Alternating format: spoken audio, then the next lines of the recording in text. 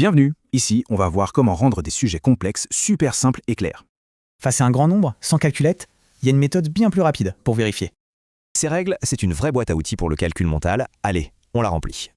On attaque avec le plus simple, les règles, où seul le dernier chiffre compte. Pour la divisibilité par 2, c'est facile. Le dernier chiffre doit juste être pair. Pour 5, c'est tout aussi simple. Est-ce que le nombre se termine par 0 ou 5? Et pour 10, alors là c'est la plus simple. Il faut que ça se termine par un 0. Maintenant, ça devient intéressant. Pour ces règles-là, on va additionner les chiffres entre eux. Pour 3, c'est simple. La somme de tous les chiffres doit être divisible par 3. Prenons 531. On fait 5 plus 3 plus 1, ça fait 9. Et 9, c'est bien divisible par 3. La règle pour 9, c'est quasi la même. La somme des chiffres doit être divisible par 9. On voit bien le lien, non? C'est la même méthode, juste la vérification finale change. On continue de remplir notre boîte à outils. Maintenant, on regarde des groupes de chiffres. Pour 4, il faut juste regarder les deux derniers chiffres. Ce nombre est-il divisible par 4? Et pour 8, c'est la même logique, mais avec les 3 derniers chiffres cette fois.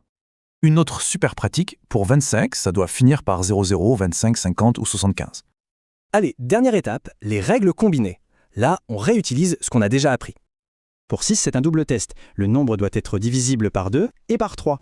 Pour 12, c'est pareil. Il doit être divisible à la fois par 3 et par 4. Voilà un petit récapitulatif des règles les plus utiles de notre fameuse boîte à outils. Et pour finir, un petit défi avec 425. Quelles règles s'appliquent à méditer?